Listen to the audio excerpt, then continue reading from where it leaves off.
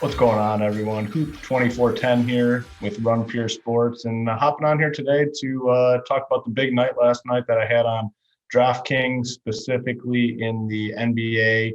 Looks like it was $210,000 rim special, 70K to first. Ended up winning it by quite a big margin. Looks like about somewhere in the range of 19 points. And I was just going to kind of come on here and walk through the process and how I landed where I did on these lineups. Last night specifically was an interesting slate. We had the news that Giannis Antetokounmpo was going to be out. He was listed doubtful all day. They ruled him out a little closer to lock, so that immediately made those Bucks guys, the Milwaukee Bucks players, priorities for me in this contest. And this was a 3-entry max contest, $2,000 buy-in. A little bit on the higher stakes end, but that's kind of what I've specialized in over the years. Yes, if you don't have a massive bankroll, you probably can't play contests like this, but over time, if you grind it and work your way up, you can definitely, make your way to these stakes. And these stakes, you don't have to have the absolute nuts to, get these big wins. This team happened to be close to the absolute nuts. It finished, I believe, third in the $600 contest on DraftKings. As well. But I'm going to kind of just walk through my process. I'm going to go, let's see, I had 3 teams in here. All of them ended up cashing, luckily. As you can see, first place, 6th place, and 17th place. So I'm going to specifically walk through this first place team. The 6th place team was my main team that I ended up playing. And this also finished second in the Thunderdome for $20,000 as well. So it was a big night all around. Let me just talk about my process going into the slate. So we knew Giannis was doubtful. They ended up ruling him out before lock, so it made it easy. I wanted Bucks guys. I knew Chris Middleton was going to be popular, 62%. That's fine. I mean, all season long last year, when Giannis was out, he had massive games and, not the best season for him overall. I mean, decline in production overall this year, but massive opportunity with Giannis out. So he was a guy I obviously wanted. Drew Holiday was 6.8K. You needed him last night. Massive game, 64.25 fantasy points. Bobby Portis was another guy that I knew I absolutely wanted, 4.1K. Kind of thought he was going to start. Didn't end up starting, but I knew I still wanted him coming off the bench. His minutes were stable, and obviously he had the big game here, 38 fantasy points, massively owned at 70%. That is fine.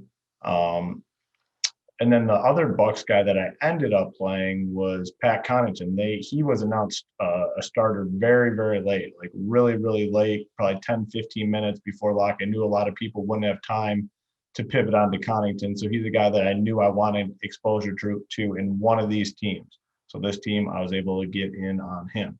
Now, Towns was the only guy that I locked in this lineup before these games started, before this Pacers game started at, I believe, 9 p.m. Eastern. This Towns game started at 8 p.m. Eastern. He's the only guy I locked in. I felt he was the best spend on the slate at 9.5K.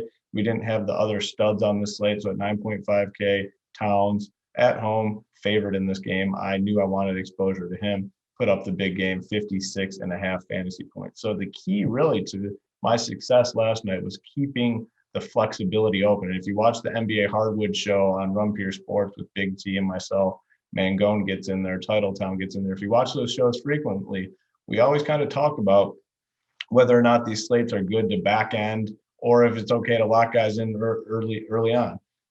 And by back end loading, I mean save a lot of roster spots for the potential news that may break. And the reason I left so much flexibility last night was it was, I don't know how close to lock, but Brogdon and Miles Turner, they kind of shifted them to questionable. They're expected to play, shifted those guys to questionable. Anytime guys get moved to questionable or a status downgrade, this would be considered a status downgrade because they're probable to play, essentially. They weren't even on the injury report, and then they moved into questionable. They typically end up sitting out. Now, it's not a lock to happen, but on a lot of occasions, you see guys that get those downgrades end up sitting out. So I knew I wanted to keep flexibility in case those guys did end up sitting out. Now, this lineup specifically didn't have a lot of Pacers guys. So the one key guy that it did have was Karis LeVert, and I kind of just landed on him. I knew I wanted him in one of my lineups. As soon as they ruled those guys out, they also announced that TJ McConnell was not starting. So with TJ McConnell not starting, I knew Karis LeVert would have a big ball handling responsibility in this game. So I knew I wanted at least one team with Karis LeVert. And he was only 21%, which, you may look at that number and think that, oh, that's a big number. But this on this slate with guys so massively owned, 21% really wasn't all that highly owned. He got 38.25 fantasy points, which was more than enough to pay off his salary. Pat Connington, I talked about him a minute ago, 4.2K, put up 36.75 fantasy points. He was key at only 18%. Then the most key guy on the entire slate ended up being Jeff Teague. Now, I haven't talked about Jaylen Brown or Jeff Teague yet, but we knew Kemba Walker was going to be out. Then all of a sudden, late after the slate locks, Jason Tatum ruled out as well. So that makes Jaylen Brown a phenomenal play. They announced Jeff Teague as the starter, only 3.3K, only 10%. And the reason he was only 10% is people didn't have the flexibility in their lineups because they played some of those guys from the earlier games where I talked about I passed on those early games with the exception of Towns because I knew I wanted this flexibility.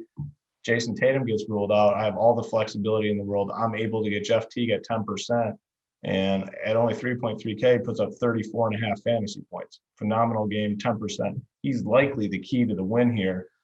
So you can see all these guys had the flames next to their scores. That's always good. You want the flames. You don't want the snowflakes. 1, 2, 3, 4, 5, 6, 7, 8, 9 flames. Actually, no, only 8 flames. 8 flames. You're going to do well if you got 8 flames next to your guys. So this lineup took it down. Like I said, it really wasn't even all that close. You look at all of them. What do we got there? 18.5 fantasy points. So this team beat second place by 18.5 fantasy points. Really wasn't much of a sweat. I mean, once these guys all finished, I knew I was good. There was one last game, the Clippers and Hawks. Not many big fantasy performances there. So an easy win here. And I'll just talk about some of these other teams as well. Like I said, 3-entry Max's team finished 6th. This was kind of my main team. And it finished second in the Thunderdome as well for 20K. Was able to get Teague. Was able to get Holiday, Middleton, Portis, those Bucks guys that I talked about before. Moses Brown was a guy that was a really strong place, 5.1K. Al Horford was ruled out, and we've seen this guy have, anytime he gets an opportunity to play minutes, monster games he's had all season, 32.25 fantasy points, more than enough paid off his salary. I really wanted Sabonis on a squad, and it was unfortunate this game turned into a massive blowout. He didn't get his full run. If he gets his full run, he has a big game. I knew I wanted Jaylen Brown and Dante DiVincenzo. He's 6.1K, only 14%. Didn't kill you. He's the reason this team didn't do a little bit better, but at 6.1K, he was the last guy in my lineup. I was good with it with Giannis out. So I kind of got exposure to all those Bucks guys.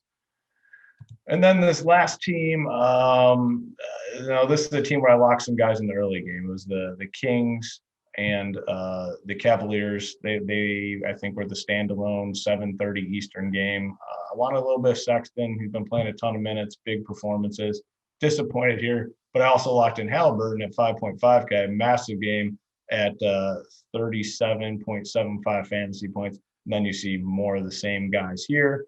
And then Marcus Smart. I wanted a little bit of exposure to Marcus Smart. Once Tatum was ruled out, this team kind of fell together and Marcus Smart was in there. So I ran a pretty tight core. Obviously, you can see with those Bucks guys and Jaylen Brown, I think they're on basically all my teams here.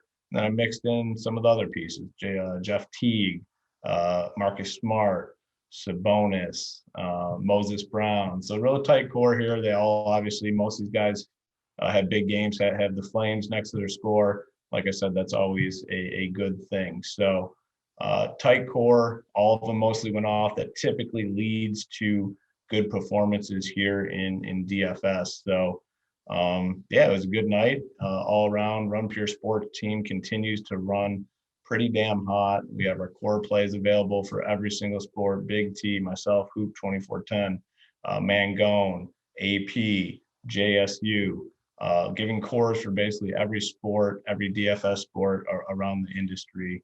I think it's a good idea for you guys to head on over to runpuresports.com. Give us a look if you're seeing this video quickly, rather soon. Heater 25, we have a promo going, gets you 25% off your first payment at Run Pure Sports. So head on over, runpuresports.com, give us a look. Thanks for watching this video. Hopefully we'll be back for many more.